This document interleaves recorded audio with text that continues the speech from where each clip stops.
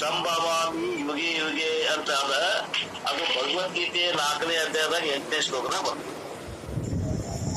ನಾನು ಎಲ್ಲಿ ಬಂದದ್ದು ಅದನ್ನು ನಿಮಗೆ ಹೇಳ್ಬಿಡ್ತೇನೆ, ನೀವು ಅಭ್ಯಾಸ ಮಾಡ್ಕೊಡ್ರಿ.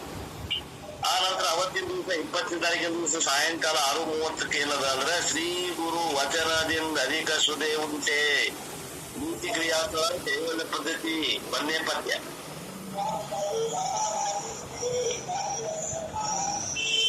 ಸರ್ PDF ಹಾಕಿರ್ತಾರ ಸರ್, ಅದ್ರಾಗ ಇರ್ಬೇಕು ಸರ್ ಅದ ಎಲ್ಲ ಡೀಟೇಲ್ಸ್. ಇಲ್ಲಿ ಎಲ್ಲ ಹೇಳಕ್ತಾರ ತಗೋರಿ, ಪೇಜ್ ಸಹಿತ ಎಲ್ಲಿ ಯಾವ ವಿಷಯ ಎಲ್ಲಿ ಅಂತ ಹೇಳಕ್ತಾರ, ಕೇಳ್ರಿ. ಅಂದ್ರೆ ಹುಡುಕಾಡೋದು ನಿಮಗ ತೊಂದರೆ ಆಗಲ್ಲ, ಹುಡುಕಾಡಿದ್ದೀನಿ ನಿಮಗ ಅನುಕೂಲ ಆಗ್ತದ. ಬೇಕಾದ್ರೆ ಬರ್ಕೊಳ್ರಿ, ಸಾಕಾದ್ರೆ ಬಿಡ್ರಿ. ನಿಮ್ಗೆ ಹೆಂಗ್ ಅನ್ಕೋತ 21 ಅನುಕೂಲ ಸರ್ ನಮ್ಗೆ. ಯಾಕೆಂದ್ರೆ ಎದ್ರಾಗ ಬರ್ತದ ಯಾಕೆ ಪೇಜ್ನಾಗ ಗೊತ್ತಾಗಲ್ಲ, ನಾವು ಹುಡುಕೋರು ಸಿಗಲ್ಲ ನಮ್ಗೆ. ಅದಕ್ಕೆ ಹೇಳಕ್ಕೆ ಭಾಳ ಇರುತ್ತೆ. ಅದ ಈ 20ರಿಂದ ರಾತ್ರಿ 21ನೇ ತಾರೀಕಿಗೆ ಬೆಳಿಗ್ಗೆ 9ರಿಂದ 1 ಗಂಟೆಗೆ ಈಶಾವಾಸ್ಯಮಿದಂ ಸರ್ವಂ 1ನೇ ಮಂತ್ರ ಉಪನಿಷತ್ತು, ಈಶಾವಾಸ್ಯ ಉಪನಿಷತ್ತು.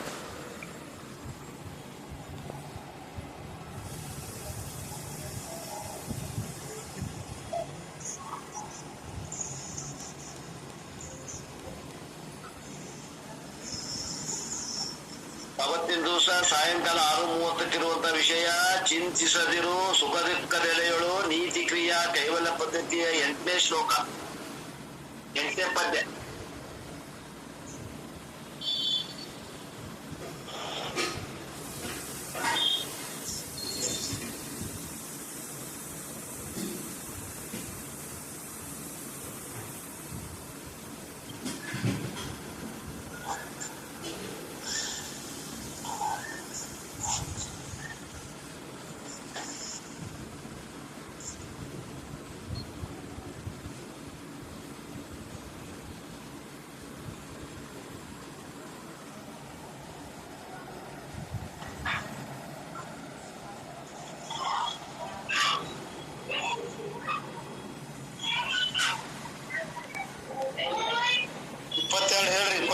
ಅವತ್ತಿನ ದಿವಸ 22ನೇ ತಾರೀಕು 22ನೇ ತಾರೀಕು ಸಾಯಂಕಾಲ 6 ಗಂಟೆಗೆ ದುರಿತ ಕರ್ಮವನ್ನು ಪುಣ್ಯವನ್ನೇ ಮಾಡು ಶಿವಕಾರುಣ್ಯ ಸ್ಥಳ 1ನೇ ಪದ್ಯ.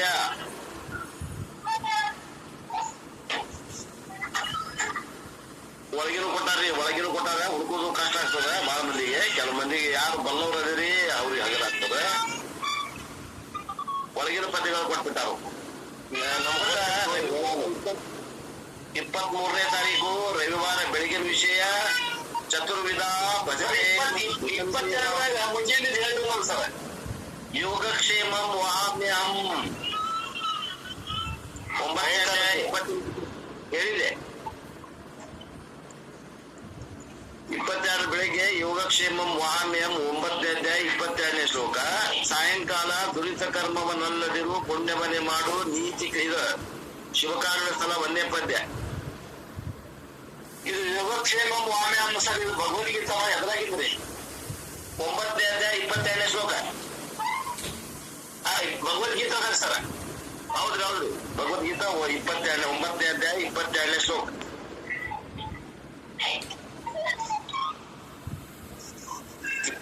ಸೊ 22 ಕ್ಲಿಯರ್ ಆಯ್ತು ಸರ್, 2 ಮುಂಚೆದು ಸಂಜೆದು. ಹೌದು 23ನೇ ತಾರೀಕು ರೀ. ನೆಕ್ಸ್ಟ್ ಬೆಳಗಿನ ವಿಷಯ ಚತುರ್ವಿಧ ಭಜಂತೆ ಮಾಂ 7ನೇ ಅಧ್ಯಾಯ 16ನೇ ಶ್ಲೋಕ.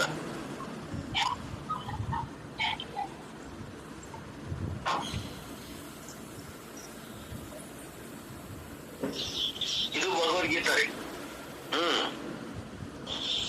ಸಾಯಂಕಾಲ 23 ಕ್ಷಣಮಪಿ ಸಜ್ಜನ ಸಂಗತಿ ರೇಖಾ ಭಜ ಗೋವಿಂದಂ ಬದಲಾಗಿ 13ನೇ ಪದ್ಯ.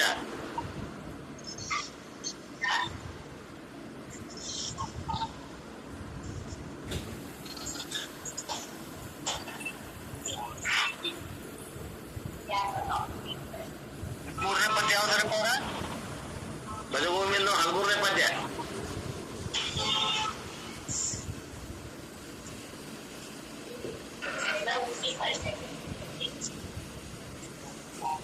ನೆಕ್ಸ್ಟ್ 24ನೇ ತಾರೀಕು ಸೋಮವಾರ ಬೆಳಿಗ್ಗೆ ಬ್ರಹ್ಮ ಸತ್ಯ ಜಗನ್ಮಿಥ್ಯ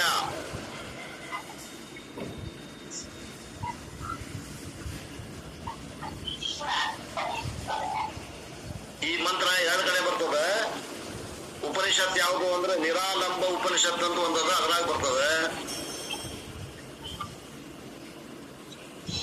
ಇನ್ನೊಂದು ಶಂಕರಾಚಾರ್ಯರ ಕೃತಿ ಅದ, ಬ್ರಹ್ಮ ಜ್ಞಾನವಲ್ಲಿ ಮಾಲಾ ಅಂತ, ಅದರಲ್ಲಿ 20ನೇ ಶ್ಲೋಕ.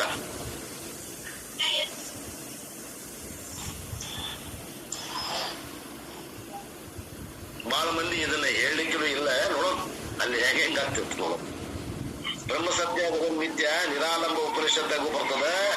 ಮತ್ತೆ ಶಂಕರರ ಬ್ರಹ್ಮ ಜ್ಞಾನವಲ್ಲಿ ಮಾಲಾ ಅನ್ನುವಂತದ್ರಾಗ 20ನೇ ಶ್ಲೋಕದಾಗ ಬರ್ತದೆ. ಸೋಮವಾರ ದಿವಸ ಸಾಯಂಕಾಲ ವಿಮಲ ಮಾನಸದಿಂದ ಶುಭತೂರ್ತ ಮುಂಟೆ ನೀತಿ ಕ್ರಿಯಾ ಒಂದೇ ಪದ, ಕೈವಲ್ಯ ಪದ್ಧತಿ.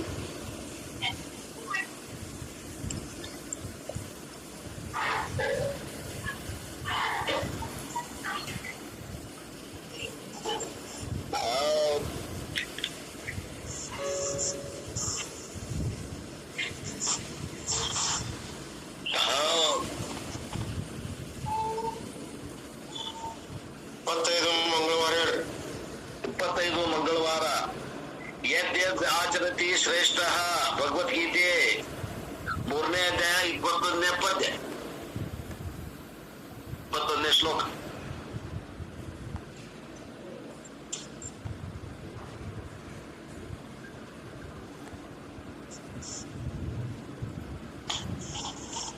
ಅವತ್ತಿನ ದಿವಸ ಸಾಯಂಕಾಲ 6 ಗಂಟೆಗೆ ತದ್ವಿಧಿ ಪ್ರಣಿಪಾತೇನ 4ನೇ ಅಧ್ಯಾಯ ಭಗವದ್ಗೀತೆ 34ನೇ ಶ್ಲೋಕ.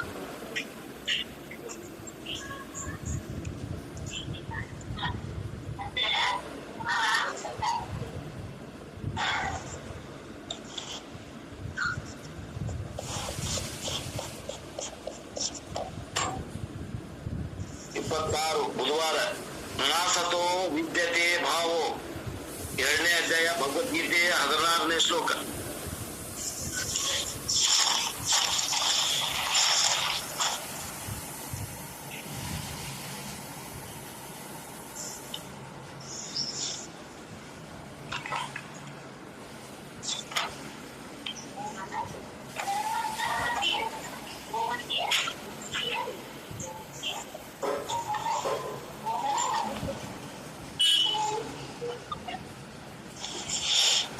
ಸಾಯಂಕಾಲ 6 ಗಂಟೆಗೆ ಚಿತ್ತಪ್ರಜ್ಞೆ ಸಿದ್ಧಾರೂಢರು ಅಂತದ. ಇದು ಸಿದ್ಧಾರೂಢರು ಚಿತ್ತಪ್ರಜ್ಞರು ಇದ್ರ ಒಂದು ಲಕ್ಷಣ ಎಲ್ಲಿಂದ ಹೇಳ್ಬೇಕು ಅಂತಂದ್ರೆ ಭಗವದ್ಗೀತೆ 2ನೇ ಅಧ್ಯಾಯ 54ರಿಂದ ಕೊನೆಯವರೆಗೆ 2ನೇ ಅಧ್ಯಾಯ ಭಗವದ್ಗೀತೆ. ಚಿತ್ತಪ್ರಜ್ಞಸ್ಯ ಕಾ ಭಾಷಾ ಸಮಾಧಿಸ್ತಸ್ಯ ಕೇಶವ ಸ್ಥಿತದಿ ಕಿಂ ಪ್ರಭಾಷೇತ ಕಿಮಾಸೇತ ವ್ರಜೇತ ಕಿಂ, ಅಲ್ಲಿಂದ ಹಿಡಿದು ಲಾಸ್ಟ್ ಪದ 2ನೇ ಅಧ್ಯಾಯ ಕೊನೆಯವರೆಗೂ. ಆ ಶ್ಲೋಕಗಳು ಹೆಂಗಿದ್ರು ಹಂಗಿದ್ರು ಸಿದ್ಧಾರೂಢರು ಅಂತ ಹೇಳ್ತಾರ. ಹೇಳ್ರಿ, ಶ್ರೀ ಸಿದ್ಧಾರೂಢರು. ಗುರುವಾರ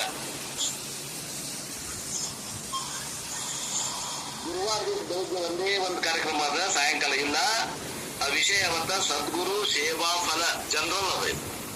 ಸದ್ಗುರುವಿನ ಸೇವೆಯಿಂದ ಆಗುವಂತ ಫಲ ಏನು? ಸದ್ಗುರು ಸೇವಾ ಫಲ ಜನರಲ್. ಹೇಳೋರು ವಿದ್ವತ್ತು, ಕೇಳೋರ್ದು ತಾಳ್ಮೆ. ಸದ್ಗುರು ಸೇವಾ ಫಲ ಎಷ್ಟೈತಪ್ಪ ಅನ್ನುವಂಥದ್ದನ್ನ ಹೇಳ್ತಾವ. ಈಗ ನಾವು ಸಂಭವಾಮಿ ಯುಗೆ ಯುಗೆ ಭಗವದ್ಗೀತೆ 4ನೇ ಅಧ್ಯಾಯ 8ನೇ ಶ್ಲೋಕ ಅಭ್ಯಾಸ ಮಾಡೋದು.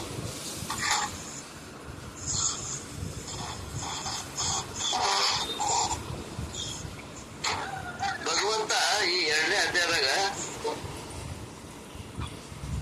ನಾ ಚಾಲು ಮಾಡೇ ಬಿಡ್ತೇನೆ, ಮತ್ತೇನೆಲ್ಲ ಈ ಚಾಲು ಮಾಡೇ ಬಿಡ್ತೇನೆ, ಮತ್ತೊಂದು ಚಾಲು ಮಾಡೋದೇನು ಅವಶ್ಯ ಇಲ್ಲ, ಚಾಲು ಮಾಡೇ ಬಿಡ್ತೇನೆ. ಈ ಒಂದು 2ನೇ ಅಧ್ಯಾಯದಾಗ ಭಗವಂತ 8ನೇ ಶ್ಲೋಕ ಎಲ್ಲಿ ಬಂದದ ಅಂದ್ರೆ ಯದಾ ಯದಾ ಈ ಧರ್ಮಸ್ಯ ಗ್ಲಾನಿರ್ಭವತಿ ಭಾರತ ಅಭ್ಯುತ್ಥಾನಂ ಅಧರ್ಮಸ್ಯ ತದಾತ್ಮಾನಂ ಸೃಜಾಮ್ಯಹಂ 7ನೇ ಶ್ಲೋಕ. 8ನೇ ಶ್ಲೋಕ ಪರಿತ್ರಾಣಾಯ ಸಾಧೂನಾಂ ವಿನಾಶಾಯ ಚ ದುಷ್ಕೃತಾಂ ಧರ್ಮ ಸಂಸ್ಥಾಪನಾರ್ಥಾಯ ಸಂಭವಾಮಿ ಯುಗೆ ಯುಗೆ. ಇಲ್ಲಿ ಅವತರಿಸು ವಿಷಯ ಬಂದು, ಅವತರಿಸು ಅಂತಂದ್ರ ಇಳಿದು ಬಾ,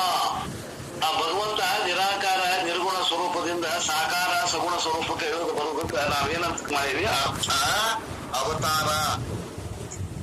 ಅಂದ್ರೆ ಅವತಾರದ ಉದ್ದೇಶವನ್ನ ಹೇಳಲಿಕ್ಕೆ ಪ್ರಾರಂಭ ಮಾಡ್ಯಾನ ಭಗವಂತ 2ನೇ ಅಧ್ಯಾಯದಾಗ. ಆ ಒಂದು ಸಂದರ್ಭದಲ್ಲಿ ಈ ಶ್ಲೋಕ ಬರ್ತದ. ಯದಾ ಯದಾ ಹಿ ಧರ್ಮಸ್ಯ, ಹೇ ಭಾರತ, ಹೇ ಭರತ ವಂಶೋತ್ಪನ್ನನೇ, ಯಾವಾಗ ಯಾವಾಗ ಧರ್ಮಕ್ಕೆ ಗ್ಲಾನಿಯಾಗುವುದು,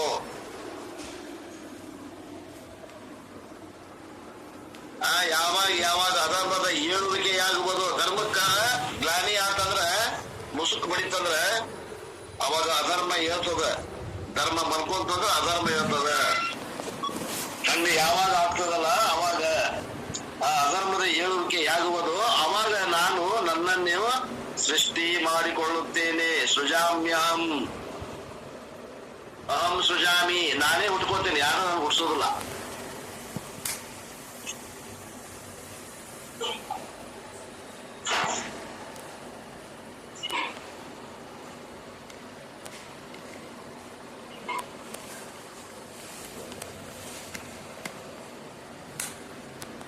ಭಗವಂತ ಸೃಷ್ಟಿಯ ಆದಿಯಲ್ಲಿ ವರ್ಣಾಶ್ರಮ ಧರ್ಮವನ್ನ ಆಚರಣೆ ಮಾಡ್ಕೊಂತ ಹೋಗ್ರಿಪ್ಪ ಅಂತ ಜೀವಿಗಳಿಗೆ ಉಪದೇಶ ಮಾಡಿದ. ಯಾಕೆ ಮಾಡಿದ? ಆ ವರ್ಣಾಶ್ರಮ ಧರ್ಮಗಳು ಹೆಂಗದಾವು ಅಂತಂದ್ರ ಅವು ನಮ್ಮ ಅಭ್ಯುದಕ್ಕೂ ಕಾರಣದಾವ, ನಿಶ್ರೇಯಸ್ಸಕ್ಕೂ ಸಾಧನದಾವ. ಅಭ್ಯುದಯ ಅಂದ್ರೆ ಯಶಸ್ಸು, ಪ್ರಗತಿ. ನಮ್ಮ ಪ್ರಗತಿ 2 ರೀತಿಯಿಂದ ಆಗ್ಬೇಕು. ಲೌಕಿಕ ಪ್ರಗತಿನೂ ಆಗ್ಬೇಕು, ಒಳಗ ಆಂತರಿಕವಾಗಿ ಆಧ್ಯಾತ್ಮಿಕ ಪ್ರಗತಿನೂ ಆಗಬೇಕು. ಆ ಎರಡೂದ್ರಲ್ಲೂ ಆ ಪ್ರಗತಿಗೆ ನಾವು ಇಲ್ಲಿ ಅಭ್ಯುದಯ ಅಂದೇವೆ. ಬರೀ ರೊಕ್ಕ ರೂಪಾಯಿ ವಿಷಯಗಳನ್ನ ಗಳಿಸೋದಷ್ಟ ಅಭ್ಯುದಯ ಅಲ್ಲ. ಒಳಗ ಅಂತಃಕರಣನೂ ಹಣ್ಣಾಗಬೇಕು.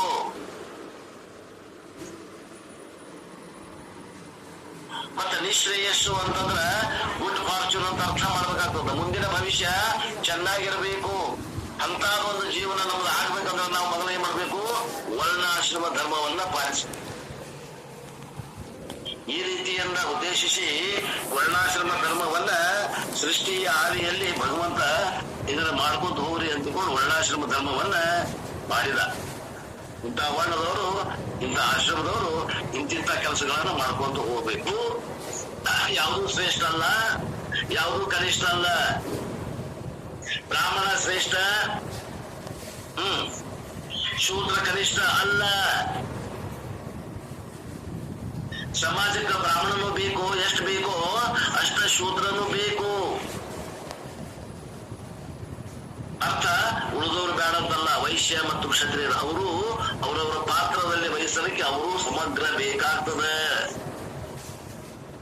ಒಂದು ಮನೆಯನ್ನು ಕಟ್ಲಿಕ್ಕೆ ದೊಡ್ಡ ಕಲ್ಲು, ಸಣ್ಣ ಕಲ್ಲು, ಚೀಪ್ ಕಲ್ಲು ಹೆಂಗ್ ಬೇಕಾಗ್ತಾವ, ಹಂಗ ಈ 4 ಆಶ್ರಮದವರು, 4 ವರ್ಣದವರು ಬೇಕಾಗ್ತಾರ. ಆದ್ರೆ ಯಾರು ಶ್ರೇಷ್ಠ ಕನಿಷ್ಠ ಅಲ್ಲ. ಇದು ಭಗವಂತನ ಇದು ಏನು ಸಂಕಲ್ಪ. ಅಭ್ಯುದಯಕ್ಕೂ ನಿಶ್ರೇಯಸ್ಸಕ್ಕೂ ಸಾಧನವಾಗಿರುವ ವರ್ಣಾಶ್ರಮ ಧರ್ಮವನ್ನ ಪಾಲಿಸ್ಕೊಂತ ಹೋಗ್ರಿ. ಯಾವಾಗ ಯಾವಾಗ ಧರ್ಮದ ಗ್ಲಾನಿ ಅಂದ್ರೆ ನಾಶ ಆಗ್ತದೋ ಅವಾಗ ಅವಾಗ ಈ ಭರತ ವಂಶ ಉತ್ಪನ್ನನಾದಂತ ಈ ಅರ್ಜುನನೇ ಅಧರ್ಮದ ಏಳುವಿಕೆ ಅಥವಾ ತಲೆದೋರುವಿಕೆಗಾಗಿ ಯಾವಾಗ ಆಗ್ತದ ಅದನ್ನು ನಾಶ ಮಾಡಲು ನಾನು ಮಾಯೆಯಿಂದ ಹುಟ್ಟಿಕೊಳ್ಳುತ್ತೇನೆ ಅಂತ ಹೇಳ್ತಾವ. ನಾನು ಮಾಯೆಯಿಂದ ಹುಟ್ಟಿಕೊಳ್ಳುತ್ತೇನೆ. ಹುಟ್ಟುದು ಮಾಯೆಯಿಂದ, ಪರಮಾತ್ಮ ಸತ್ತಾದಿಂದ ಹುಟ್ಟುದು. ಸತ್ತಾದಷ್ಟ ಸತ್ತ ಇರುವುದಿಲ್ಲ. ಈ ಹುಟ್ಟುವಿಕೆ ಕಡಿಮೆ ಸತ್ತ ಇರ್ತದ ಮಾಯೆ. ಪರಮಾತ್ಮ ಸತ್ತ ಇರುವುದಿದು. ಇದು ವ್ಯವಹಾರಿಕ ಸತ್ತದ ಇರ್ತದ, ಬಿನ್ ಸತ್ತದಾಗಿರ್ತದ. ಬಿನ್ ಸತ್ತ ಅಂದ್ರೆ ಭ್ರಮೆಯಿಂದ ಆಗ್ತದ ಅಂತ ತಿಳ್ಕೋಬೇಕು. ಮಾಯೆಯಿಂದ, ಅವಿದ್ಯೆಯಿಂದ. ಇದು ಸತ್ಯ ಅಲ್ಲ. ಅವತಾರ ವಿಷಯ ಸತ್ಯ ಅಲ್ಲ. ಮಿಥ್ಯಾ ಅನ್ನೋ ಕಲ್ಪನಾ ನಿಮಗೆ ಬರಬೇಕು. ಮತ್ತ ಅವತಾರ ಆಗಿದ್ ಒಂದು, ಮತ್ತ ನಿರಾಕಾರ ಒಂದು, ಎರಡಾದ್ವಲ್ರಿ ಅನ್ಬಾರ್ದು. ದ್ವಿತೀಯ ದ್ವೈ ಭಯಂ ಭವತಿ. ಎರಡಿಲ್ಲ. ಪಾರಮಾರ್ ಸತ್ತದಾಗ ಒಂದ ಅದ, ಭಿನ್ನ ಸತ್ತದಾಗ ಅವತಾರ ಆಗ್ತದ, ಮಾಯೆಯಿಂದ ಆಗ್ತದ ಅಂತ ಹೇಳಕತ್ತಾನ ಭಗವಂತ. ಬಹಳ ಆಳವಾದ ಅರ್ಥದ. ಪರಿತ್ರಾಣಾಯ ಸಾಧೂನಾಂ ವಿನಾಶಾಯ ಚ ದುಷ್ಕೃತಾಂ ಧರ್ಮ ಸಂಸ್ಥಾಪನಾರ್ಥಾಯ ಸಂಭವಾಮಿ ಯುಗೆ ಯುಗೆ.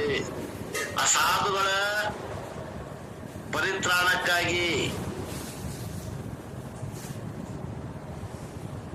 ಅಂದ್ರೆ ಕಾಪಾಡುವುದಕ್ಕಾಗಿ, ಪರಿತ್ರಾಣ ಅಂದ್ರೆ ಕಾಪಾಡುವ, ಸಾಧುಗಳನ್ನ ಕಾಪಾಡುವುದಕ್ಕಾಗಿ, ದುಷ್ಕೃತಿಗಳ ವಿನಾಶಕ್ಕಾಗಿ.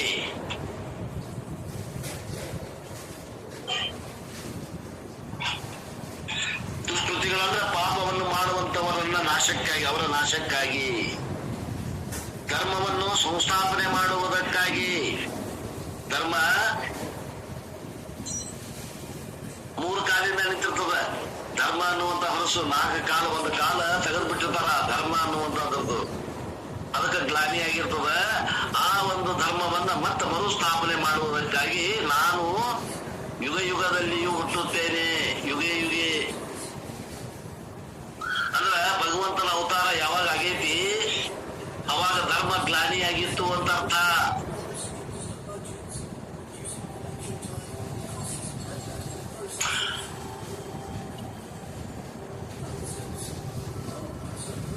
ಧರ್ಮ ನಾಶ ಆಗಿತ್ತು ಅಂತ ಅರ್ಥ.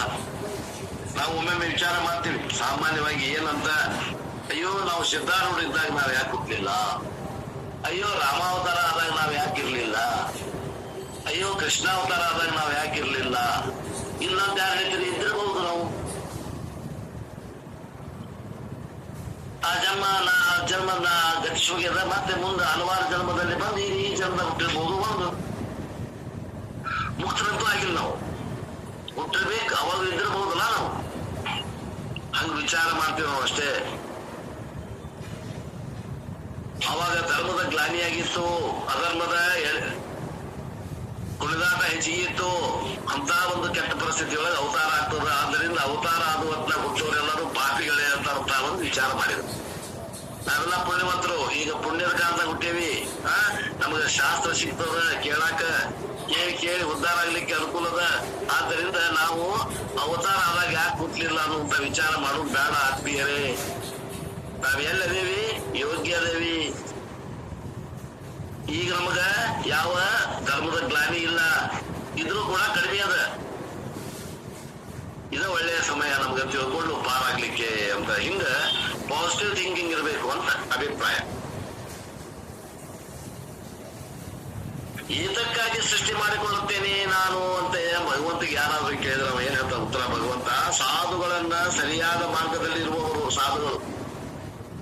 ಅವ ಏನು ಯಾವ ರೀತಿ ಬದುಕ್ರಿ ಅಂತ ಹೇಳಿಕೊಟ್ಟಾನ, ಈ ವರ್ಣ ಆಶ್ರಮಗಳನ್ನ ಮಾರ್ಗದಲ್ಲಿ ಬದುಕಲಿಕ್ಕೆ ಹೇಳ್ಕೊಟ್ಟಾನ. ಆ ವರ್ಣ ಆಶ್ರಮ ತಕ್ಕ ನಡವಳಿಕೆ ಉಳ್ಳವರು ಏನದಾರ ಅವರಿಗೆ ಸಾಧುಗಳು ಅನ್ನುತ್ತಾರೆ. ಅಂದ್ರೆ ಸರಿ ಹೇಳಿಕೊಟ್ಟ ಮಾರ್ಗದಲ್ಲಿ ನಡೆಯುವವರು, ಅವರ ರಕ್ಷಣೆಗಾಗಿ. ಪಾಪಿಗಳು ಅದರಲ್ಲ, ಆ ಹೇಳಿಕೊಟ್ಟ ಮಾರ್ಗವನ್ನು ಬಿಟ್ಟು ತದ್ ವಿರುದ್ಧ ಮಾರ್ಗವನ್ನು ಅನುಸರಿಸೋರು ಏನದಾರ ಪಾಪಿಗಳು. ಅವರ ಪಾಪಿಗಳು, ಅವರ ದುಷ್ಕೃತಿಗಳು. ಅಂತವ್ರನ್ನ ವಿನಾಶಗೊಳಿಸುವುದಕ್ಕಾಗಿ ಮತ್ತು ಧರ್ಮವನ್ನ ಸಂಸ್ಥಾಪನೆ ಮಾಡುವುದಕ್ಕಾಗಿ. ಸಂಸ್ಥಾಪನೆ ಅಂದ್ರೆ ಏನು? ಚೆನ್ನಾಗಿ ನೆಲೆ ನಿಲ್ಲಿಸುವುದು. ಸ್ಥಾಪನೆ, ಸಂಸ್ಥಾಪನೆ, ಸಮ್ಯಕ್ ಸ್ಥಾಪನೆ, ಚೆನ್ನಾಗಿ ನಿಲ್ಲುವಂತೆ ಮಾಡುವುದು. ಅದಕ್ಕಾಗಿ ಯುಗ ಯುಗಗಳಲ್ಲಿ ನಾನು ಈಗ ಹುಟ್ಟಿ ಬಂದೇನಂತಿಲ್ಲ, ಮತ್ತು ಮುಂದೆ ಧರ್ಮಗ್ಲಾನಿ ಆದಾಗ ಮತ್ತು ಭಗವಂತನ ಅವತಾರ ಹಾಗೆ ಆಗ್ತದೆ. ಮಾಯೆಯಿಂದ ಹುಟ್ಟುತ್ತಿರುವೆನು, ಮಾಯೆಯಿಂದ ಹುಟ್ಟುತ್ತಿರುವೆನು ಅಂತಂದಾಗ ಮಾಯೆ ಶಬ್ದದ ಅರ್ಥ ನಾವು ತಿಳ್ಕೋಬೇಕಾದ. ಮಾಯೆ ಅಂದ್ರೆ ಹೆಂಗದರಿ? ಕಣಿ ಕಾಣ್ತದ, ವಿಚಾರ ಮಾಡಿದ್ರೆ ಇರುವುದಿಲ್ಲ ಯಾವುದು, ಅದು ಮಾಯೆ. ಯಾಮ ಸಾ ಮಾಯ ಅಂದ್ರ ಜಗತ್ತಿನ ಹುಟ್ಟುವಿಕೆ ಆಗಲಿ ಅಥವಾ ಜೀವಿಗಳ ಹುಟ್ಟುವಿಕೆ ಆಗಲಿ ಭಗವಂತನ ಅವತಾರ ಆಗಲಿ ಎಲ್ಲವೂ ಮಾಯೆಯಿಂದ. ಅಂದ್ರೆ ಏನರ್ಥ ಅಂತಂದ್ರ ಇರುವುದು ಏಕಮೇವ ದ್ವಿತೀಯ ಬ್ರಹ್ಮ ವಸ್ತು, ಒಂದೇ ಅನ್ನುವಂಥದ್ದನ್ನ ತಿಳಿಸ್ಕೊಡ್ತದ. ನಾವು ಅವತಾರಕ್ಕೆ ಗಟ್ಟಿ ಬಿದ್ದು ಅವತಾರದ ಕರೆ ಅಂತ ಕುಂತೀವಿ ಅಂತಂದ್ರ ನಮಗೂ ಪ್ರಗತಿ ಆಗುವುದಲ್ಲ. ಅಭ್ಯುದಯ ಮತ್ತು ನಿಶ್ರೇಯಸ್ಸು ಎರಡಕ್ಕೂ ಪಟ್ಟು ಬರ್ತದೆ. ಜ್ಞಾನ ಪರಮಾತ್ಮನ ಜ್ಞಾನದಿಂದ ನಮಗ್ ಫಲ ಏನು ಬರ್ತೈತಿ ಅಂತಂದ್ರೆ ಮುಂದಿನ ಶ್ಲೋಕದಾಗ ಹೇಳ್ತಾನ. ಅದಕ್ಕ ಅದು ಜೋಡಿಸ್ಬಿಟ್ಟು ಜನ್ಮ ಕರ್ಮ ಚ ಮೇ ದಿವ್ಯಂ ಏವ ಏ ವೇತಿ ತತ್ವತಃ ತ್ಯಕ್ವಾ ದೇಹಂ ಪುನರ್ಜನ್ಮ ನೈತಿ ಮಾಮೇತಿ ಸೋರ್ಜುನ. ಹೇ ಅರ್ಜುನ, ದಿವ್ಯವಾದ ನನ್ನ ಜನ್ಮವನ್ನು ನನ್ನ ಕರ್ಮವನ್ನು ಯಾವಾಗಲೂ ಹೀಗೆ ತತ್ವದಿಂದ ಯಥಾರ್ಥವಾಗಿ ತಿಳಿದುಕೊಳ್ಳುತ್ತಾನೋ ಅವನು ಈ ದೇಹವನ್ನು ಬಿಟ್ಟ ಬಳಿಕ ಮತ್ತೆ ಜನ್ಮವನ್ನು ಹೊಂದುವುದಿಲ್ಲ. ಅವನು ನನ್ನನ್ನೇ ಹೊಂದುತ್ತಾನೆ ಅಂದ್ರೆ ಮೋಕ್ಷವನ್ನು ಹೊಂದುತ್ತಾನೆ ಅಂತ ಅರ್ಥ. ಈ ಒಂದು ಸಾಮಾನ್ಯ ವಿಶೇಷವಾಗಿ ಜನರಲ್ ಆಗಿ ಇದರ ಅರ್ಥವನ್ನ ನಾ ಹೇಳಿದೆ.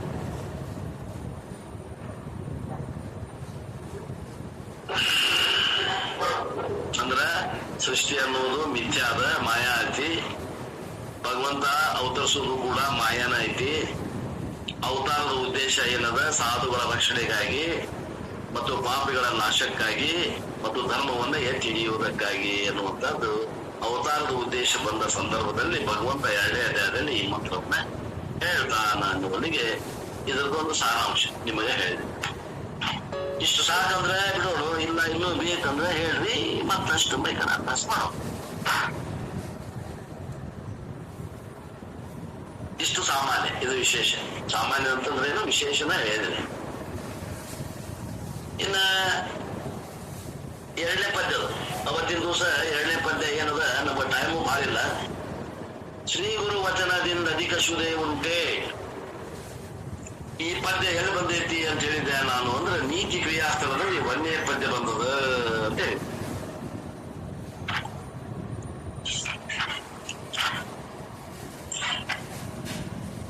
ನೀತಿ ಕ್ರಿಯಾಸ್ಥಳದ 1ನೇ ಪದ್ಯದಾಗ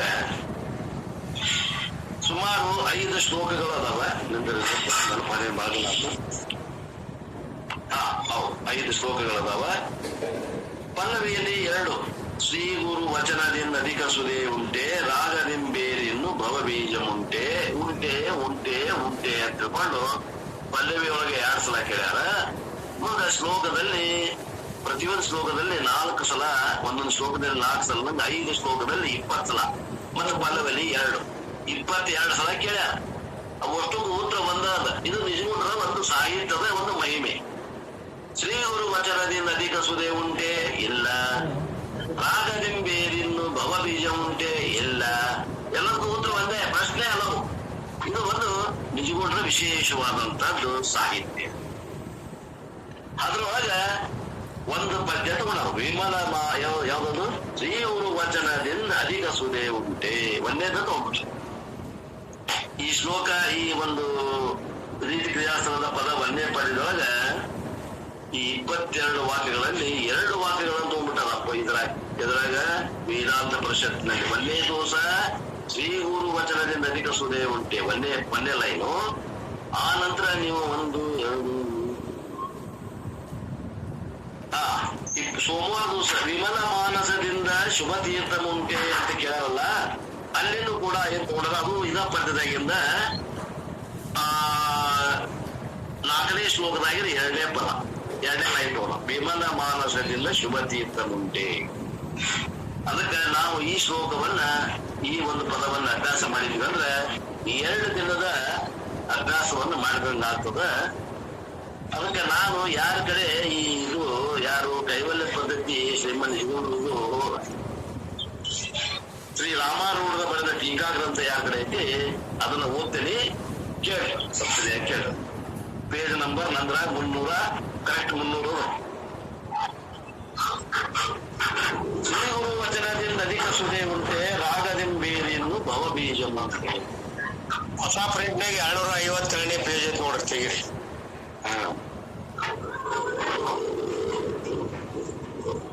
ಪುಸ್ತಕದವರು ಸೀದಾ ಕೇಳಿ. ಧನ್ಯವಾದಗಳು. ಅರ್ಥ ಮಾಡಪ್ಪ. ಶ್ರೀ ಗುರು ಅಂದ್ರೆ ಏನ್ ಅರ್ಥ ಮಾಡಿದ್ರ ಅಂತಂದ್ರೆ, ಶ್ರೋತ್ರಿಯ ಬ್ರಹ್ಮನಿಷ್ಠವಾದ ಗುರುವಿನ ವಚನದಿಂದ ಅಂದ್ರ ನೀತಿ, ಭಕ್ತಿ, ಬ್ರಹ್ಮೋಪದೇಶ ವಚನಕ್ಕೆ ಅಧಿಕ ಅಂದ್ರೆ ಶ್ರೇಷ್ಠವಾದ, ಸುದೆ ಅಂದ್ರೆ ಅಮೃತವು. ಓಹೋ, ಅವನ ಒಂದು ವಚನ ಅಂದ್ರೆ ಮಾತು. ಯಾರು? ಸದ್ಗುರುವಿನ ಮಾತು. ಓಹೋ, ಏನು ಗುರುಗಳ ಮಾತು ಬಾಯಾಗಿಂದ ಹೊರಬೀಳ್ತದೆ ಅಂತ ತಿಳ್ಕೊಂಡು ಕಾಯ್ತಾ ಇರ್ತಾರಂತ ಶಿಷ್ಯ. ಅಷ್ಟು ಅಮೃತ ಐತಂತ ನೋಡ್ರಿ ಆ ವಾಕ್ಯದೊಳಗ, ಗುರುವಿನ ವಾಣಿ ಒಳಗೆ ಇಷ್ಟು ಅಮೃತ ಐತಂತ. ಅದನ್ನ ಸೇವೆ ಮಾಡಿದ್ರೆ ಮೃತ ಇದ್ದಾವ ಅಮೃತ ಹಾಕಣ. ಅಮ್ಮ ಅಧಿಕ ಸುದೆ ಉಂಟೆ, ಅದಕ್ಕಿಂತ ಅಮೃತ ಎಲ್ಲೆಲ್ಲ ಐತಿ ಅನ್ನೋ ಜಗತ್ನಾಗ. ಎಲ್ಲ ಸ್ವರ್ಗದಾಗ ಐತಂತಲ್ರಿ? ಇಲ್ಲ ಮಾರಾಯ, ಅದಕ್ಕಿಂತ ಹೆಚ್ಚಿಗೆ ಇಲ್ಲ, ಅದಕ್ಕಿಂತ ಕಡಿಮೆ ಇಲ್ಲ. ಯಾವುದು ಸ್ವರ್ಗ ಲೋಕದಾಗಿರುವಂತದ್ದ ಇಲ್ಲ ಅಂತ ಅರ್ಥ. ರಾಗದಿಂ ಬೇರಿನ್ನು ಭವ ಬೀಜ ಮುಂಟೆ. ರಾಗ ಅಂದ್ರೆ ಏನ್ರಿ? ವಿಷಯಗಳಲ್ಲಿರುವ ಉತ್ಕಟ ಇಚ್ಛೆ, ಅದಕ್ಕೆ ರಾಗ ಅಂತ. ನಮ್ಮ ನೋಡ್ರಿ ಹೆಂಗದ, ಹೆಂಗರ ಮಾಡಿ ಪಡಿಬೇಕಂತ ವಿಷಯಗಳನ್ನ. ಯಾರಿಗೆ ಗೊತ್ತಿಲ್ದಂಗನ ಪಡಿಬೇಕು, ಮೋಸದಿಂದನ ಪಡಿಬೇಕು, ವಂಚನೆ ಮಾಡ್ಯಾರ ಪಡಿಬೇಕು, ಏನು ವಿಷಯಗಳನ್ನ. ಯಾಕ? ಅದರಲ್ಲಿ ಉತ್ಕಟ ಬಾಹ್ಯ ಸುಖ ಐತೆ ಅನ್ನುವಂತಹದ್ದು ಒಂದು ಇಚ್ಛಾ. ವಿಷಯಗಳಲ್ಲಿರುವ ಉತ್ಕಟ ಇಚ್ಛೆಗಿಂತಲೂ ಬೇರೆನ್ನು ಮತ್ತೊಂದು ಯಾವುದಾದರೂ ಭವ ಬೀಜ ಮುಂಟೆ. ಭವ ಅಂದ್ರೆ ಜನ್ಮಕ್ಕೆ ಕಾರಣವಾದ ಬೀಜ ಇರುವುದೇ ಇಲ್ಲ ಅಂತ. ಎಲ್ಲರಿಗೂ ಉತ್ತರ ಒಂದರಿ. ಕೆಲವರು ಹಾಲು ತುಪ್ಪದಲ್ಲಿ ಅಮೃತ ಉಂಟೆ ಎಂದು ಹೇಳುತ್ತಾರೆ. ಕಲ್ಪನೆ ಹೇಳ್ತಾರೆ ಅಪ್ಪವರು. ಯಾಕಂದ್ರೆ ಹಾಲು ತುಪ್ಪ ಮೊದಲಾದವನ್ನು ಸೇವನೆ ಮಾಡುವುದರಿಂದ ದೇಹದ ಪುಷ್ಟಿಯಾಗುತ್ತದೆ ಮತ್ತು ಅಂತಃಕರಣ ಶುದ್ಧಿಯಾಗುತ್ತದೆ. ಆದ್ದರಿಂದ ಹಾಲು ತುಪ್ಪ ಇವು ಅಮೃತವಾಗಿರುತ್ತದೆ ಎಂದು ಕೆಲ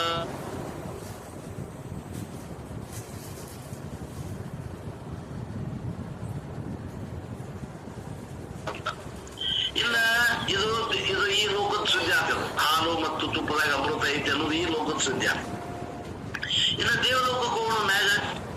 ಆ ದೇವಲೋಕದಲ್ಲಿ ಅಮೃತ ಉಂಟೆಂದು ಕೆಲವರು ಹೇಳುತ್ತಾರೆ. ಯಾಕಂದರೆ ದೇವತೆಗಳು ಅಮೃತವನ್ನು ಪಾನ ಮಾಡಿ ಅವರು ಅಮರರಾಗಿರುವುದರಿಂದ ಅವರಿಗೆ ಅಮರರೆಂದು ಹೆಸರು ಪ್ರಾಪ್ತಿಯಾಗಿರುತ್ತದೆ. ಆದ್ದರಿಂದ ದೇವಲೋಕದಲ್ಲಿ ಅಮೃತವಿರುತ್ತದೆ ಎಂದು ಇನ್ನು ಕೆಲವರು ಹೇಳುತ್ತಾರೆ. ಏನ್ರಿ, ಕೆಲವರು ಭೂಲೋಕದಾಗಿನ ಅಮೃತ ಹೇಳಿದ್ರು, ಕೆಲವೊಂದು ದೇವಲೋಕದಾಗಿನ ಅಮೃತ ಉಂಟಂತ ಹೇಳಿದ್ರು. ಇನ್ನು ಕೆಲವರು ಮಂದಿ ಸಾಮಾನ್ಯರಲ್ಲಿ ಅತಿ ಸಾಮಾನ್ಯರು, ಇವತ್ತಿನ ಕಾಲದಾಗ ಸಿನಿಮಾ ನೋಡೋರು, ರಾಜ್ ಕಪೂರ್ನ ಹಳೆ ಸಿನಿಮಾ ನೋಡಿದವರು, ಇವತ್ತಿನ ರವಿಚಂದ್ರನ್ ಅಂತೇನ ಆಗೋದ ಈಗ ಸಿನಿಮಾ ಡೈರೆಕ್ಟರ್, ಅವ ಏನ್ ಹೇಳ್ತಾನ ನೋಡು, ಸ್ತ್ರೀಯರ ಅದರ ಅಮೃತದಲ್ಲಿ ಅಮೃತ ಉಂಟೆ ಎಂದು ಹೇಳುತ್ತಾರೆ. ನೋಡ್ರಿ, ಕಲ್ಪನೆ ಮಾಡಿ ಹೇಳುತ್ತಾರೆ. ಯಾಕಂದ್ರೆ ಪುರುಷನಾದಂಥವನು ಸ್ತ್ರೀಯ ಅದರ ಅಮೃತವನ್ನು ಪಾನ ಮಾಡಿದನೆಂದರೆ ಅವನಿಗೆ ಅತ್ಯಧಿಕವಾದಂತಹ ಆನಂದವು ಪ್ರಾಪ್ತವಾಗುತ್ತದೆ.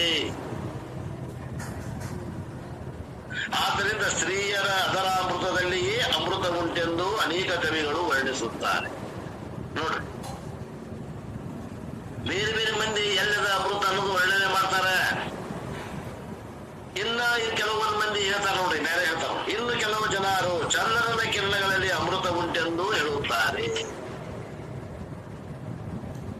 ಹೆಂಗೆ ಬರವ ನೋಡ್ರಿ, ಅಪ್ಪವರು ಸುಪತ್ರಪ್ಪನವರು ಹೇಳ್ಯಾರ, ಇವರು ಬರ್ದಾರ. ಯಾರು? ರಾಮಾರೂಢರು ಬರ್ದಾರ. ಸುಪತ್ರಪ್ಪನವ್ರು ಯಾರ ಬಾಯಿಲೆ ಕೇಳಿದ್ರು? ಅಪ್ಪವರು ಸಿದ್ಧಾರೂಢರ ಬಾಯಿಲೆ ಕೇಳಿದ್ದನ್ನು ಅವ್ರು ನೆನ್ಪಿಡ್ಕೊಂಡು ಅದ ಹೆಂಗ ನಂಗ ಬರ್ಕೊತ ಹೋಗ್ಯಾರ. ಆದ್ರಿಂದ ಇಲ್ಲಿ ಏನು ಯಾರು ಹೇಳಕತ್ತಾರ ಅಂದ್ರೆ ಸಿದ್ಧಾರೂಢರ ಹೇಳಕತ್ತಾರ. ಯಾರು ಕೇಳಿ ಬರ್ದಾರ? ಶಿವಪುತ್ರಪ್ಪನವರು ಕೇಳ್ಯಾರ, ರಾಮಾರೂಢರು ಬರ್ದಾರ. ಆ ಭಾವದಿಂದ ಹೋದ್ರಿ ಬಹಳ ಪರಿಣಾಮ.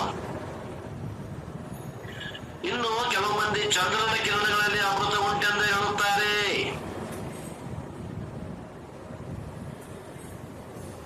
ಯಾಕೆಂದರೆ ಆ ಹೂಗಳಲ್ಲಿ ಸುಗಂಧ ಉಂಟಾಗಬೇಕಾದರೆ, ಮತ್ತು ಗಿಡಗಳು ಸಸಿಗಳು ಬೆಳೆಯಬೇಕಾದರೆ ಬೆಳದಿಂಗಳಿನ ರಾತ್ರಿಯಲ್ಲಿಯೇ ಬೆಳೆಯುತ್ತವೆ. ಬೆಳದಿಂಗಳ ಬೆಳಕು ಅವಶ್ಯದ. ಗಿಡಗಳಿಗೆ ಬೆಳೆಯಲಿಕ್ಕೆ, ಸಸಿಗಳು ಬೆಳಿಬೇಕಂದ್ರ ರಾತ್ರಿಯಲ್ಲಿ ಬೆಳದಿಂಗಳ ಬೆಳಕನ್ನ ಹೀರಿಕೊಂಡು ಬೆಳಿತಾವ. ಮತ್ತು ಶುಕ್ಲ ಪಕ್ಷದಲ್ಲಿ ಹೆಚ್ಚಾಗಿ ಬೆಳೆಯುತ್ತವೆ. ಶುಕ್ಲ ಪಕ್ಷದಲ್ಲಿ ಚಂದ್ರ ದೊಡ್ಡ ಹಾಕುವಂತ ಹೋಗ್ತಾನೆ, ಹುಣ್ಣಿಮೆ ಮುಸ ಪೂರ್ಣ ಚಂದ್ರ ಆಗ್ತಾನಲ್ಲ, ಆ ಒಂದು ಕಾಲದಲ್ಲಿ ಗಿಡಗಳು ಹೆಚ್ಚಿಗೆ ಬೆಳಿತಾವಂತ. ಆದ್ದರಿಂದ ಚಂದ್ರನ ಕಿರಣಗಳು ಅಮೃತವಿರುತ್ತವೆ ಎಂದು ಇನ್ನು ಕೆಲವರು ಹೇಳುತ್ತಾರೆ. ಸಸ್ಯ ಶಾಸ್ತ್ರಜ್ಞರು ಹೇಳ್ತಾರೆ ನೋಡಿ ಮಾತು. ಈ ಪ್ರಕಾರ ಮೇಲೆ ಹೇಳಿದ ಪದಾರ್ಥಗಳಲ್ಲಿ ಅಮೃತ ಉಂಟೇನು? ಹೇಳ್ತಾರಲ್ಲ, ಉಂಟೇನು? ಇಲ್ಲ ಹೇಳ್ತಾರ ಅಪ್ಪ. ಇಲ್ಲ, ಯಾಕಂದ್ರೆ ಹಾಲು ತುಪ್ಪ ಅಮೃತವಾಗಿದ್ರೆ ಆ ಹಾಲು ತುಪ್ಪ ಯಾರು ವಿಚಾರಿ ಹೆಚ್ಚಿಗೆ ಗುಜ್ರು ಮಾರ್ವಾಡಿರು ಅಂತಾರ. ಹಾಲು ತುಪ್ಪ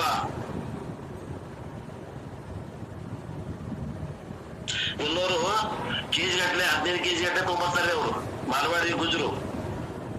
ಅವರು ಹಾಲು ತುಪ್ಪದಾಗ ಅಮೃತ ಇತ್ತು ಅಂದ್ರೆ, ನಿಜವಾದ ಅಮೃತ ಇತ್ತಂದ್ರೆ ಈ ಗುಜ್ರು ಮಾರ್ವಾಡಿಯರು ಸದಾ ಹಾಲು ತುಪ್ಪವನ್ನು ಸೇವಿಸುತ್ತಾರೆ.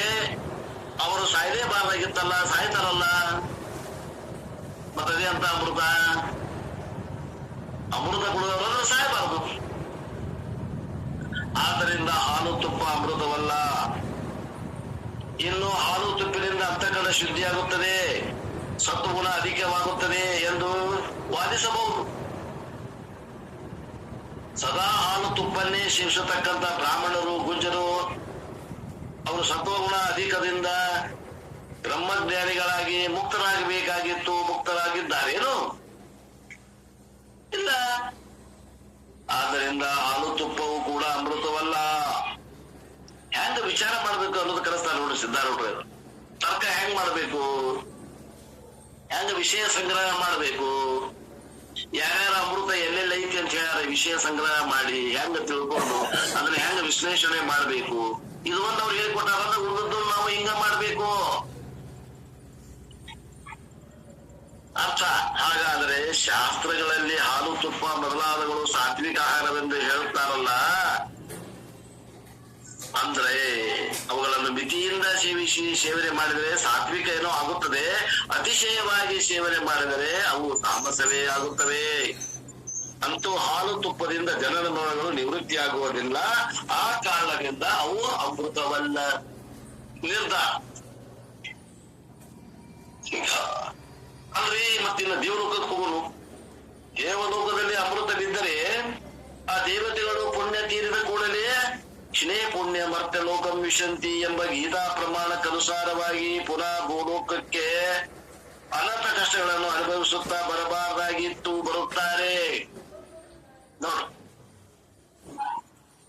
ಆ ದೇವಲೋಕಕ್ಕೆ ಹೋದ್ರು ಹೊಳಿ ಬರುದಿಲ್ಲನ್ರಿ, ಅವ್ರು ಅಲ್ಲೇ ಅಮರರಾಗ್ತಾರೇನು? ಇಲ್ಲ, ಆಯುಷ್ಯ ಹೆಚ್ಚಿಗೆ ಅದ. ಆ ದೃಷ್ಟಿಯಿಂದ ಅಮರ ಅನುಭವದು ಸಾಪೇಕ್ಷಿಕ ಅಮರತ್ವ ಐತಿ, ನಿರಪೇಕ್ಷಿಕ ಅಮರತ್ವ ಅಲ್ಲಿಯೂ ಇಲ್ಲ. ಯಾಕಂದ್ರ ಕ್ಷಣೇ ಪುಣ್ಯ ಮರ್ತ್ಯ ಲೋಕಂ ವಿಶಂತಿ ಗೀತಾ ವಾಕ್ಯ ಪ್ರಮಾಣದ. ಅವ್ರ ಪುಣ್ಯ ತೀರ್ಗಳೇ ಅವ್ರು ಮತ್ತೆ ಇಲ್ಲೇ ಪುಣ್ಯ ಗಳಿಸಾಕ್ ಮತ್ತು ಇದ ಲೋಕಕ್ಕೆ ಬರಬೇಕಾಗ್ತದ.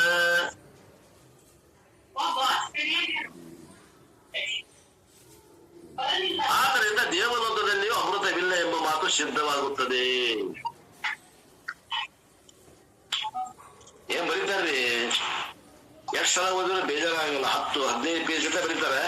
ಎಷ್ಟ್ ಸಲ ಓದಿ ನೆನಪಿಲ್ಲ, ಎಷ್ಟ್ ಸಲ ಓದ್ತೇವೆ ಅಷ್ಟು ಆನಂದನ. ಮತ್ ಇದಕ್ಕೆ ಏನಾದ್ರು ಸೇರಿಸ್ಬೇಕು ಅನ್ಸಂಗಿಲ್ಲ, ಇದ್ರಾಗ ಏನಾರ ಬಿಡಬೇಕು ಅನ್ಸೋದಿಲ್ಲ, ಅಷ್ಟ್ ಚಂದ ಬರ್ಬಾರ್ದು. ಸ್ತ್ರೀಯರ ಅದರ ಅಮೃತದಲ್ಲಿ ಅಮೃತ ಉಂಟು ಎಂದು ಹೇಳುತ್ತಾರೆ. ಸ್ತ್ರೀಯರ ಅದರ ಅಮೃತದಲ್ಲಿ ಅಮೃತವಿದ್ದರೆ ಅದರ ಅಮೃತವನ್ನು ಪಾನ ಮಾಡಿದಂತಹ ಪತಿಯು ಸಾಯಬಾರದಾಗಿತ್ತು. ಇಲ್ಲೇ ಇವ್ರು ಇಷ್ಟು ಬರ್ದಾರ. ನಮ್ಮ ದಯಾನಂದ ಸ್ವಾಮೀಜಿ ಏನ್ ಬರೀತಾರ ಗೊತ್ತೇನ್ರಿ? ಇಲ್ಲಿ ಸ್ತ್ರೀಯರ ತೆಗೆದು ಸ್ತ್ರೀಯರು ಇರ್ಲಿ, ಇನ್ನೊಮ್ಮೆ ಪುರುಷರ ಹಾಕಿ ಹೋದ್ರಿ ಅಂತಾರ. ಯಾಕಂದ್ರೆ ಸ್ತ್ರೀಯರಿಗೆ ಪುರುಷರು ಹೆಂಗೋ, ಪುರುಷರಿಗೆ ಸ್ತ್ರೀಯರು ಹಂಗೇನೆ. ಇಲ್ಲಿ ಒಂದೇ ದೃಷ್ಟಿಯಿಂದ ಬರೀಬಾರ್ದು ಅಂತ ಅವ್ರ ಅಭಿಪ್ರಾಯ. ಸ್ತ್ರೀಯರ ಅದರ ಅಮೃತದಲ್ಲಿ ಅಮೃತ ಉಂಟು ಎಂದು ಹೇಳುತ್ತಾರೆ ಅಂತ ಓದಿದ್ವಿ ಬಂದ್ರೆ, ಇನ್ನೊಮ್ಮೆ ಓದಬೇಕೇನೋ ಪುರುಷರ ಅದರ ಅಮೃತದಲ್ಲಿ ಅಮೃತ ಉಂಟೆಂದು ಇನ್ನು ಕೆಲವರು ಹೇಳುತ್ತಾರೆ. ಪುರುಷರ ಅದರ ಅಮೃತದಲ್ಲಿ ಅಮೃತವಿದ್ದರೆ ಅದರ ಅಮೃತವನ್ನು ಪಾನ ಮಾಡಿದಂತಹ ಸತಿಯು ಸಾಯಬಾರದಾಗಿತ್ತು. ಪತಿನೂ ಸಾಯಬಾರದು, ಸತಿನೂ ಸಾಯಬಾರದಾಗಿತ್ತು. ಯಾಕ? ಅಮೃತ ಪಾನ ಮಾಡ್ಯಾರಲ್ರಿ, ಅದರದಲ್ಲಿ ಇದ್ದಂತ ಅಮೃತವನ್ನ ಪಾನ ಮಾಡ್ಯಾರ. ಅದರ ತುಟಿ ಎಲ್ಲರೂ ಪ್ರಾಜ್ಞರಿದ್ದೀರಿ, ವಿಶೇಷವಾಗಿ ಹೇಳೋದು ಬೇಡ ಅನಿಸ್ತದ. ಸಾಯಬಾರ್ದಾಗಿತ್ತು, ಸಾಯ್ತಾರ. ಗಂಡನೂ ಸಾಯ್ತಾನ, ಹೆಂಡತಿನೂ ಸಾಯ್ತಾರ. ಮತ್ತ ಅದರ ಅಮೃತ ಪಾನ ಮಾಡಿದ್ರೆ ಒಬ್ಬರು ಪರಸ್ಪರ. ಸತಿಯಾದಂತವಳು ತನ್ನ ಪತಿಯ ಸಲುವಾಗಿ ಶೋಕ ಮಾಡಬಾರದಾಗಿತ್ತು, ಮಾಡುತ್ತಾಳೆ. ಪತಿಯಾದಂತವನು ತನ್ನ ಸತಿಯ ಸಲುವಾಗಿ ಶೋಕ ಮಾಡುತ್ತಾನೆ. ಅಂದ ಮೇಲೆ ಸ್ತ್ರೀಯರಾಗಲಿ ಪುರುಷರಾಗಲಿ ಅದರ ಅಮೃತದಲ್ಲಿಯೂ ಅಮೃತವಿಲ್ಲವೆಂಬ ಮಾತು ನಿಶ್ಚಯಕ್ಕೆ ಬರುತ್ತದೆ. ಇವೆಲ್ಲ ಏನೋ ಕವಿ ಕಲ್ಪನಾ ಮಾಡ್ಯಾರ ಅಂತ ತಿಳ್ಕೊಬೇಕು, ಖರೆ ಅಂತ ತಿಳ್ಕೋಬಾರ್ದು.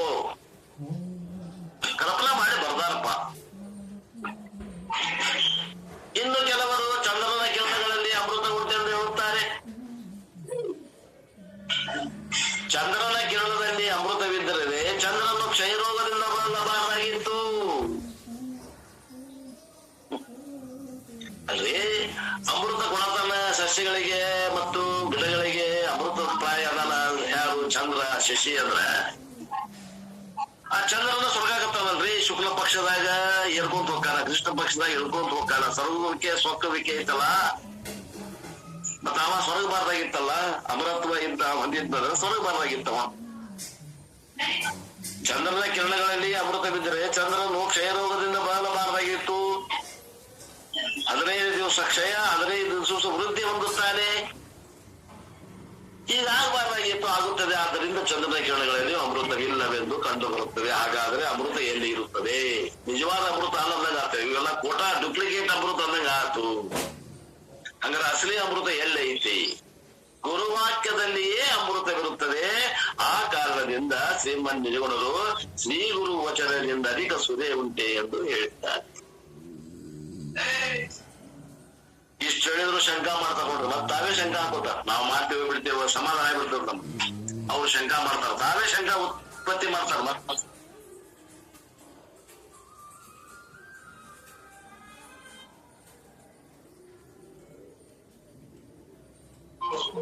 ಸಮಾಧಾನ. ಯಾವ ಜೀವನು ಸಂಸಾರದಲ್ಲಿ ಬಳಲಿ ಬೆಂಡಾಗಿ ಅನಂತ ದುಃಖಗಳನ್ನು ಅನುಭವಿಸಿ ಈ ಸಂಸಾರವು ದುಃಖಕರವಾಗಿರುತ್ತದೆ, ಇದರಿಂದ ನನ್ನನ್ನು ಯಾರು ಪಾರು ಮಾಡುತ್ತಾರೆ ಎಂದು ವಿಚಾರ ಮಾಡಿ ಸದ್ಗುರುಗಳನ್ನು ಹುಡುಕುತ್ತಾ ಬಂದು ಅವರಿಗೆ ವಿಧಿವತ್ತ ಶರಣಾಗತನಾಗಿ, ಹೇ ಪ್ರಭೋ, ನಾನು ಯಾರು?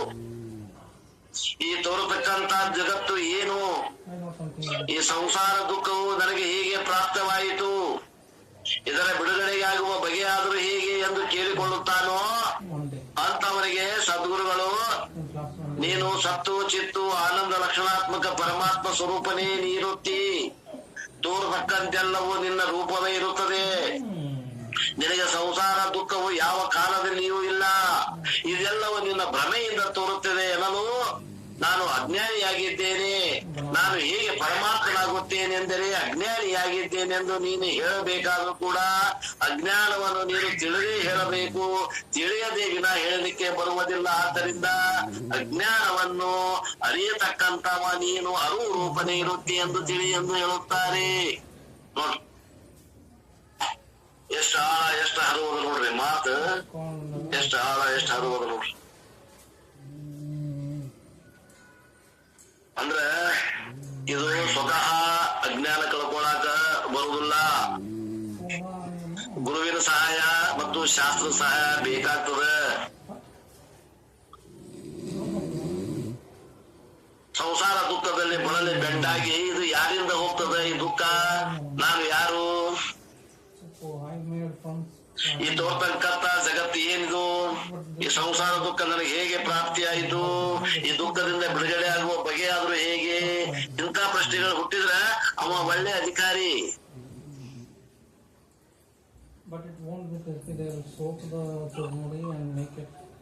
ಇದರ ರೀತಿ ಮಾರ್ಗದರ್ಶನ ಮಾಡುವಂತಹ ವಾಕ್ಯಗಳು ನಮ್ಗೆ ಎಲ್ಲಿ ಸಿಗ್ತಾವ್ರಿ ಅಂದ್ರೆ ಶಾಸ್ತ್ರದಲ್ಲಿ ಸಿಗ್ತಾವ. ಆದ್ರಿಂದ ಶಾಸ್ತ್ರವೇ ಪ್ರಮಾಣ ಕೇಳರ್ಗೆ ನಮ್ಮಷ್ಟಕ್ಕೆ ನಮ್ಗ ಗೊತ್ತಾಗುದಿಲ್ಲ. ಈ ಜ್ಞಾನ ನೇತ್ರ ಬೇಕಾಗ್ತದ, ಉಪನಿಷತ್ತುಗಳ ಪ್ರಮಾಣ ಬೇಕಾಗ್ತದ. ಆ ಪ್ರಮಾಣದಿಂದ ಇಂಥ ಜ್ಞಾನ ಹುಟ್ಟದ. ಇಲ್ಲ ಅಂದ್ರ ಪುನರಪಿ ಜನನಂ ಪುನರಪಿ ಮರಣಂ ಪುನರಪಿ ಜನನೇ ಜಠರೇ ಶಯನಂ. ಪುನಃ ಪುನಃ ಹುಟ್ಟುದು ಎದಕ್ಕೋ? ಸಾಯಾಕ. ಸಾಹಿತಿ ಯಾಕೋ? ಹುಟ್ಟಾಕ. ಆ ಭವ ದುಃಖ ಹೋಗುದಿಲ್ಲ.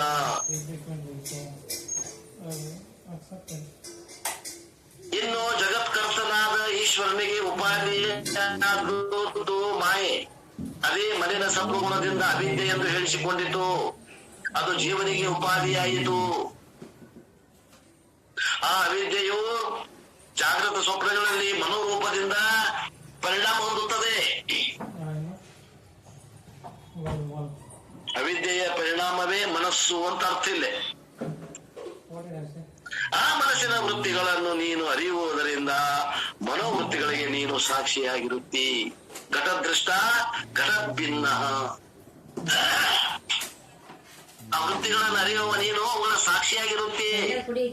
ಆ ಮನಸ್ಸಿನ ವೃತ್ತಿಗಳನ್ನು ಅರಿತಿ ನೀನು ಎಲ್ಲೇ ಜಾಗೃತ ಮತ್ತು ಸ್ವಪ್ನದಲ್ಲಿ ಮನೋರೂಪದಿಂದ ಪರಿಣಾಮ ಹೊಂದುತ್ತದೆ. ಏನು ಅವಿದ್ಯೆ?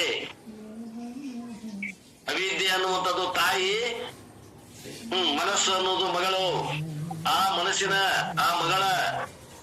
ಮಗಳ ಮನಸ್ಸಿನ ವೃತ್ತಿಗಳು ಏನದಾವ ಅವನ ನೀ ಅರಿತೀಯ. ವೃತ್ತಿಗಳಂದ್ರೆ ವಿಚಾರಗಳು, ಅವುಗಳನ್ನು ಅರಿಯುವ ಸಾಕ್ಷಿ ನೀ ಅದಿರಿ, ಅವುಗಳ ಸಂಬಂಧ ನೀನಿಲ್ಲ.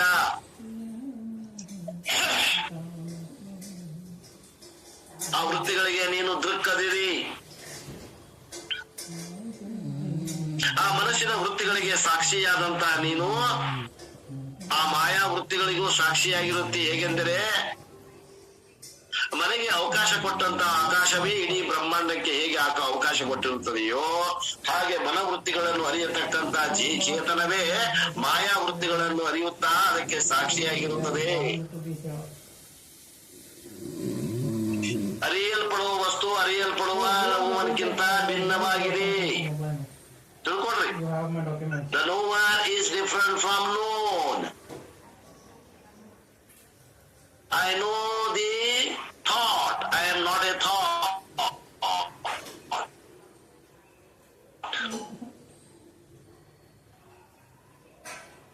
ಆದರೆ ನಿನಗೆ ಜನನವಿಲ್ಲ, ಮರಣವಿಲ್ಲ, ಬಂಧವಿಲ್ಲ, ಮೋಕ್ಷ ಇಲ್ಲ, ನೀನು ಸಾಕ್ಷಿಯಾಗಿರುತ್ತೀಯೇ ಹೀಗೆಂದು ನಿನಗೆ ಒನ್ನೆ ಹೇಳುತ್ತವೆ. ಆ ದೃಷ್ಟಿಗೆ ಜನನ ಇಲ್ಲ, ಮರಣವಿಲ್ಲ, ಬಂಧವಿಲ್ಲ, ಮೋಕ್ಷವಿಲ್ಲ, ಸುಖ ಇಲ್ಲ, ದುಃಖವಿಲ್ಲ.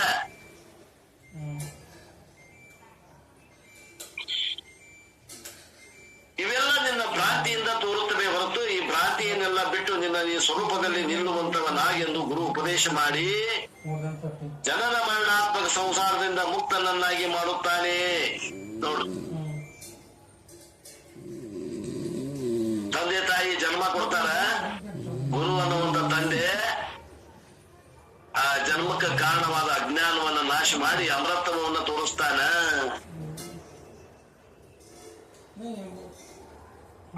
ನೀನ್ ಅಮರದೀಪ, ನೀ ಹುಟ್ಟಾವಲ್ಲ, ಸಾಯಾವಲ್ಲ, ನೀ ದೃಕ್ ಸ್ವರೂಪದಿ. ದೃಕ್ಕದ ಬಗ್ಗೆ ಅಭಿಮಾನ ಮಾಡಿ ತಿಳ್ಕೋ, ಪಾರಾಗೋ, ನಿನ್ಗೆ ಯಾವ ದುಃಖನೂ ಇಲ್ಲ. ಏನ್ ನೋಡಾಗತ್ತಿ ದುಃಖ? ನೀನ್ ನೋಡಾಗತ್ತೀನಿ, ನೀನ್ ನೋಡಾವದಿಯೋ. ನೀ ದೃಶ್ಯದಾಗ ಯಾಕೆ ಅಭಿಮಾನ ಮಾಡಾಗತ್ತಿದಿ? ದೃಕ್ಕದಾಗ ಅಭಿಮಾನ ಮಾಡು. ಯಾವಾಗಲೂ ದೃಶ್ಯಕ್ಕಿಂತ ಬೇರೆನೇ ಇರ್ತದ. Nowhere is different from non. ತರ್ಕ ಕೊಡ್ತಾರೆ ನಿಮ್ಗೆ. ಯಾವಾತರ ಇಂಥ ಗುರುವಚನವೆಂಬ ಅಮೃತವನ್ನು ಪಾನ ಮಾಡುತ್ತಾನೋ ಅವನು ಪುನಃ ಜನನ ಮರಣವನ್ನು ಹೊಂದುವುದೇ ಇಲ್ಲ. ಆದ್ದರಿಂದ ಗುರುವಚನವೇ ಅಮೃತವಾಗಿರುತ್ತದೆ. ಗುರುವಚನವು ನಿಜವಾದ ಅಮೃತ. ಇವೆಲ್ಲವೂ ಡೂಪ್ಲಿಕೇಟ್ ಅಮೃತಗಳು.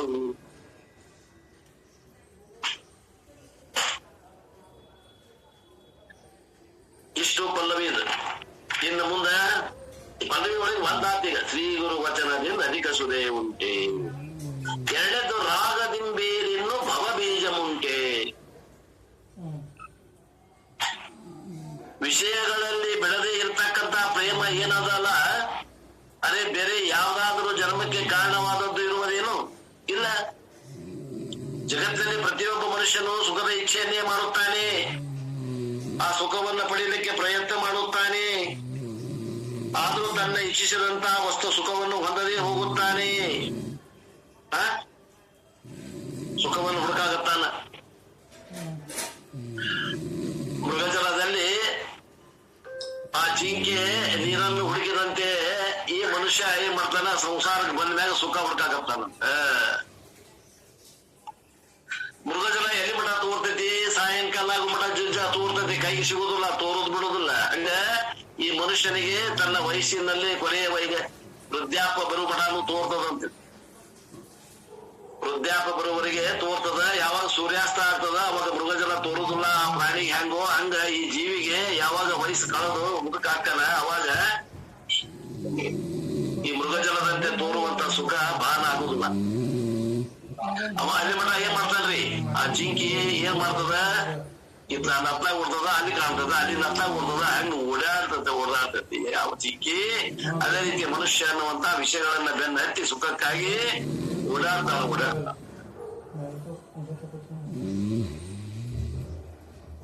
ಆದ್ರೂ ಕೂಡ ತನಗೆ ಇಚ್ಛಿತವಾದಂತ ಸುಖವನ್ನು ಹೊಂದದೇ ಹೋಗುತ್ತಾನೆ. ಆ ಜಿಂಕಿ ಸುಖ ಸಿಗ್ತೇನೋ, ನೀರ್ ಸಿಗ್ತೇನಪ್ಪಾ, ಸಿಗಲಿಲ್ಲ. ಈ ಜಿಂಕಿ ಈ ರೂಪದಲ್ಲಿ ಒಂದು ಮನುಷ್ಯನಿಗೆ ಸುಖ ಸಿಗ್ತೇನೋ, ಇಲ್ಲ, ಸಿಕ್ಕಿಲ್ಲ ಅಂತ ನೋಡ್ರಿ.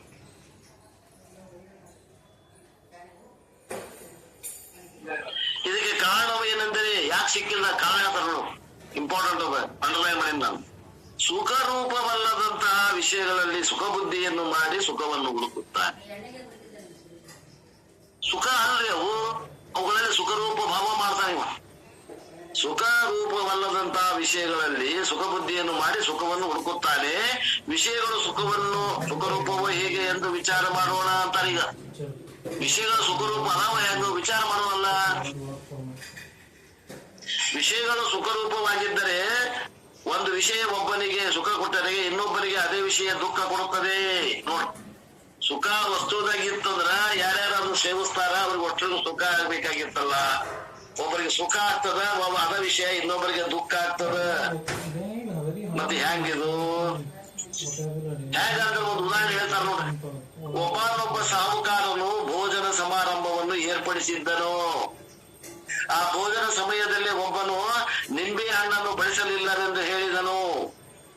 ಆ ನಿಂಬೆ ಹಣ್ಣು ಬಡಿಸೆಂದು ಕೇಳಿದನು. ಆಗ ಬಡಿಸುವವನು ಪ್ರತಿಯೊಬ್ಬನಿಗೂ ನಿಂಬೆ ಹಣ್ಣನ್ನು ಬಡಿಸುತ್ತಾ ನಡೆದನು. ಆಗ ಒಬ್ಬನು ಹೇಳ್ತಾನೆ, ಸ್ವಾಮಿ, ನನಗೆ ನಿಂಬೆ ಹಣ್ಣನ್ನು ಬಡಿಸಬೇಡಿ, ನಿಂಬೆ ಹಣ್ಣು ನನಗೆ ಆಗುವುದಿಲ್ಲ, ಅಲರ್ಜಿ ಎಂದು ಹೇಳುತ್ತಾನೆ. ಅದರ ಮೇಲಿಂದ ನೋಡಿದರೆ ನಿಂಬೆ ಹಣ್ಣು ಬೇಕು ಅನ್ನುವನಿಗೆ ಸುಖಕರವಾಗಿ ತೋರಿದ ನಿಂಬೆ ಹಣ್ಣು ಬೇಡವನ್ನುವನಿಗೆ ದುಃಖಕರವಾಗಿ ತೋರುತ್ತದೆ ಎಂಬ ಮಾತು ಸಿದ್ಧವಾಗುತ್ತದೆ. ನಿಂಬೆ ಹಣ್ಣಿನಲ್ಲಿ ನಿಜವಾಗಿ ಸುಖವಿದ್ದರೆ ಎಲ್ಲರಿಗೂ ಸುಖ ಕೊಡಬೇಕಾಗಿತ್ತು, ಅದು ಕೊಡುವುದಿಲ್ಲ. ಆದ್ದರಿಂದ ನಿಂಬೆ ಹಣ್ಣು ಸುಖರೂಪವಲ್ಲ. ಈ ನಿಂಬೆ ಹಣ್ಣು ತೆಗೆದ ಇನ್ನು ಉಳಿದ ವಸ್ತುಗಳು ಹಾಕೊಡ್ರಿ. ಆ ನಿಂಬೆ ಹಣ್ಣು ಹೇಳ್ಯಾರ, 4 ಮಂದಿಯಾಗ ಹೇಳುವಂತ ನಿಂಬೆ ಹಣ್ಣು ಹೇಳ್ಯಾರ, ಇನ್ನು ಉಳಿದ ವಸ್ತುಗಳನ್ನ ಹಾಕೊಡ್ರಿ. ಅದ್ರಾಗ ಸ್ತ್ರೀ, ಪುತ್ರ, ಧನ, ಕನಕ, ವಸ್ತ್ರ, ಮಾನ, ಅಂತಸ್ತು, ಐಶ್ವರ್ಯ, ಆಹಾರ, ತುರಾಯಿ, ಮಾನ, ಮರ್ಯಾದಿ, ಬ್ಯಾಂಕ್ ಬ್ಯಾಲೆನ್ಸ್, ಹೊಲ, ಮನಿ ಏನದ ಅಷ್ಟು ಅದು ಹಾಕ್ರಿ. ಆ ನಿಂಬೆ ಹಣ್ಣು ತೆಗಿರಿ, ಆ ಜಗದಾಗ ಎಲ್ಲ ಹಾಕಿ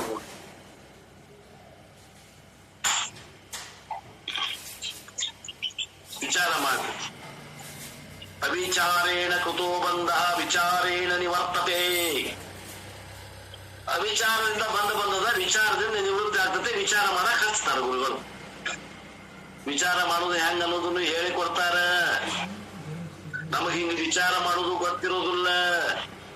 ಹಂಗ ಬ್ಯಾ ಒಂದು ಕುರಿ ಬ್ಯಾ ಅಂತಂದ್ರೆ ಇನ್ನ ಉಳಿದ 100 ಕುರಿಗಳು ಬ್ಯಾ ಅನ್ನೋದ ಗೊತ್ತೈತ್ ನಮಗ. ವಿಚಾರ ಮಾಡಾಕನ ಹೇಳಿಕೊಡ್ತೀವಿ. ಆದ್ರೆ ಗುರುಗಳು ವೇದ ಪ್ರಮಾಣವನ್ನ ಎದುರಿಟ್ಕೊಂಡು ವಿಚಾರ ಮಾಡ್ಲಿಕ್ಕೆ ಹೇಳಿಕೊಡ್ತಾರ, ಅನುವು ಮಾಡಿಕೊಡ್ತಾರೆ. ಇದರಂತೆ ಸ್ತ್ರೀ ಕಾಮುಕನಿಗೆ ಸುಖಕರವಾಗಿ ಕಂಡರೆ ವಿರಕ್ತರಿಗೆ ದುಃಖಕರವಾಗಿ ಕಾಣುತ್ತಾಳೆ.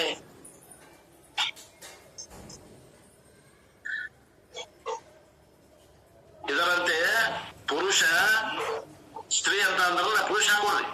ಪುರುಷ ಕಾಮಿ ಸ್ತ್ರೀಯರಿಗೆ ಸುಖವಾಗಿ ಕಂಡರೆ ಸನ್ಯಾಸಿನಿಗೆ ದುಃಖಕರವಾಗಿ ಕಾಣುತ್ತಾನೆ. ಎಲ್ಲ 2 ಲಿಂಗಕ್ಕೂ ಹಾಕ್ಬೇಕು. ಇದು ಪುರುಷ ಪ್ರಧಾನ ಸಮಾಜ ಇತ್ತು, ಅವಾಗ ಹಿಂಗ್ ಬರೀತಿದ್ರು. ಈಗ ಪುರುಷ ಮತ್ತು ಸ್ತ್ರೀ ಸಮಾನ.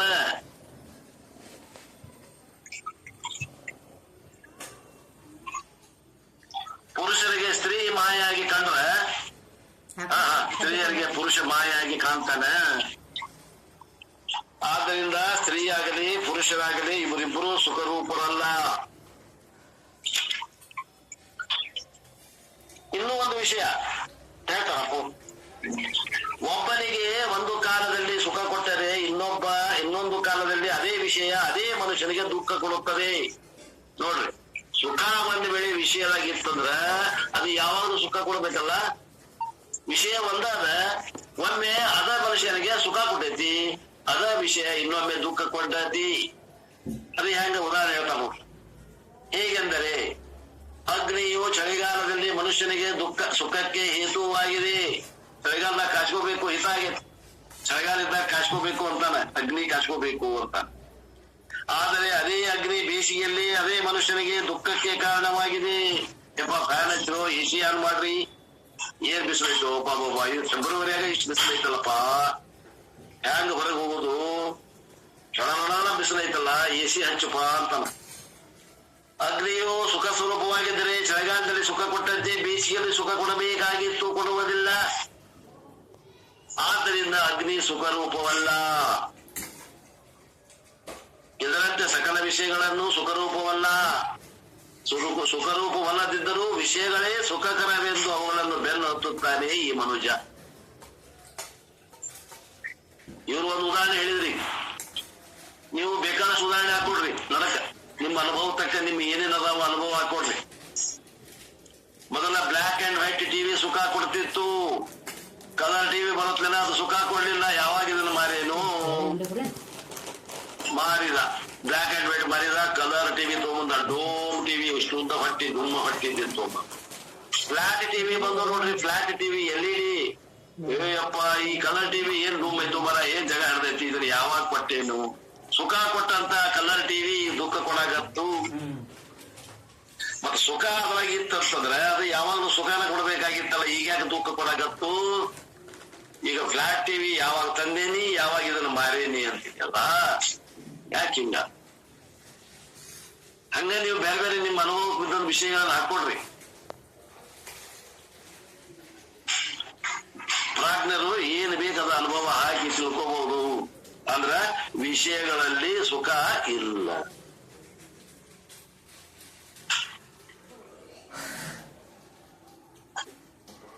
ಮತ್ತ ವಿಷಯಗಳಲ್ಲಿ ಸುಖ ಇಲ್ಲ ಅಂತ ಹೇಳಕತ್ತಾನಲ್ಲ ಇವ ಗುರು. ಅವಂಗನ ತೋರ್ಯಾವಿಲ್ಲ, ಸುಖದಂಗ ತೋರ್ಯಾವಿಲ್ಲ. ಅವು ಸುಖದಂಗ ತೋರ್ಯಾವ, ವಿಚಾರ ಮಾಡ್ಯಾನವ ಶಾಣೆ. ಇದು ತೋರ್ತಾವ ಮರೆಯ ಇಲ್ಲ, ಅದ್ರಾಗ ಯಥಾರ್ಥವಾಗಿ ಇಲ್ಲ ಅಂತ ಹೇಳಕತ್ತಾನವ. ಅವಾಗೇನ್ ತೋರಿಲ್ಲ ಮತ್ತೆ ವಿಷಯಗಳ ಸುಖ ತೋರೈತಿ. ಆದ್ರ ತೋರಿದ ಮ್ಯಾಗ ಬೆಲ್ಲ ಹತ್ತಿಗೋದ ಮ್ಯಾಗ ಅವು ಸುಖ ಇಲ್ಲ ಅನ್ನೋದು ವಿಚಾರ ಮಾಡಿ ತಿಳ್ಕೊಳಕತ್ತಾನವ. ಅವಂಗ ವಿಷಯದಾಗ ಸುಖನ ಕಂಡಿಲ್ಲ ಅಂತೀರನ? ಇಲ್ಲ. ವಿಷಯಗಳನ್ನು ಸುಖ ಕಂಡು ಬೆನ್ನ ಹತ್ತಿ ಹೋಗಿ ಹೊರತ ತಿಂದು ಬಂದ ಅನುಭವ ಕಲ್ತಾನ, ಪಾಠ ಕಲ್ತಾನ. ಪರೀಕ್ಷೆ ಲೋಕಾನ್ ಕರ್ಮ ಚಿತ್ತಾನ್ ಬ್ರಾಹ್ಮಣ. ಮತ್ತ ಪಾಠ ಕಲಿಯೋದನ್ನ ಹಂಗ ಚಂದ ಹಾಕೊಂಡು ಹಂಗ ಹೋಗ್ತೇವಿ ಅಂದ್ರ ಕುರಿ ಹಾಕೇವಿ ನಾವು. ಕುರಿ ಆಗ್ಬೇಡ್ರಿ, ವಿವೇಕಿಗಳಾಗ್ರಿ. ಅವಿವೇಕಿಗಳಾಗ್ಬೇಡ್ರಿ, ಕುರಿ ಆಗ್ಬೇಡ್ರಿ ಅಂತ ಹೇಳ್ತಾವ. ವಿಚಾರ ಮಾಡ್ರಿಪ್ಪ. ಸುಖರೂಪವಲ್ಲದಿದ್ದರೂ ವಿಷಯಗಳೇ ಸುಖಕರವೆಂದು ಅವುಗಳನ್ನು ಬೆನ್ನು ಹತ್ತುತ್ತಾನೆ. ಹೇಗೆಂದರೆ ಬಸಕನು ಎಳೆಬಿನೋ ರಮೆಯಿಪ್ಪಂತೆ. ಬಸಕ ಅಂದ್ರೆ ನಾಯಿ ಎಲ್ಲಿಯಾದರೂ ಒಂದು ಒಣಗಿದ ಎಲವನ್ನು ಕಂಡಿತೆಂದರೆ ಅದನ್ನು ಬಾಯಿಯಲ್ಲಿ ಕಚ್ಚಿಕೊಂಡು ಓಡಾಡುತ್ತದೆ. ಆಗ ಎಳನೆಯ ನಾಯಿಗಳು ಇದನ್ನು ಕಂಡು ಆ ಎಲವನ್ನು ತಾವು ಕಚ್ಚಿದುಕೊಳ್ಳಬೇಕೆಂದು ಬೆನ್ನು ಹತ್ತಿ ಆ ನಾಯಿಯನ್ನು ಕಚ್ಚಿ ನಾನಾ ರೀತಿಯಿಂದ ಕಷ್ಟ ಕೊಡುತ್ತವೆ. ಆದರೂ ಕೂಡ ಆ ನಾಯಿಯು ಅವುಗಳಿಂದ ತಪ್ಪಿಸಿಕೊಂಡು ಏಕಾಂತ ಸ್ಥಳಕ್ಕೆ ಹೋಗಿ ಅದನ್ನು ಕಳೆದು ತಿನ್ನುವುದಕ್ಕೆ ಪ್ರಾರಂಭ ಮಾಡುತ್ತದೆ. ಆ ಎಲುವಿನಲ್ಲಿ ಒಂದು ಹನಿ ರಕ್ತವೂ ಇರುವುದಿಲ್ಲ, ಮಾಂಸವಂತೂ ಮೊದಲೇ ಇರುವುದಿಲ್ಲ. ಹೀಗಿದ್ದರೂ ಆ ಎಲವನ್ನು ನಾಯಿ ಒಂದೇ ಸವನಿ ಕಡಿಯುತ್ತದೆ. ಆ ಕಡಿಯುವುದರಿಂದ ಉಂಟಾದ ಎಲುವಿನ ಚೂಪಾದ ತುಂಡುಗಳು ಅದರ ವಸಡಿಗೆ ಚುಚ್ಚುತ್ತಿರಲು ವಸುಡಿಯಿಂದ ರಕ್ತಸ್ರಾವವಾಗಲು ಪ್ರಾರಂಭವಾಗುತ್ತದೆ.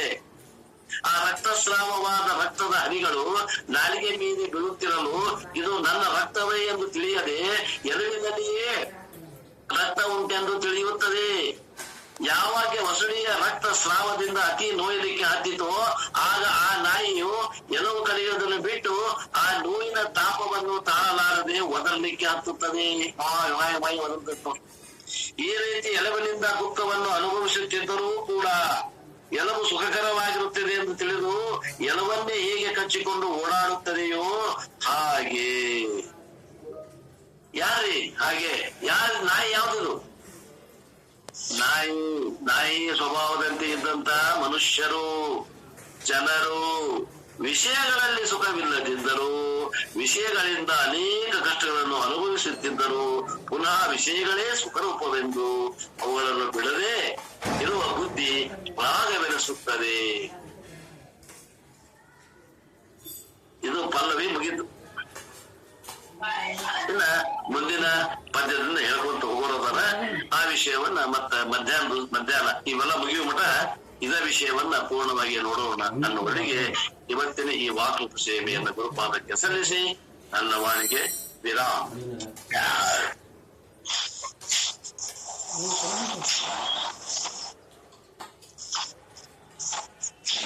ಓಂ ನಮಃ ಶಿವಾಯ.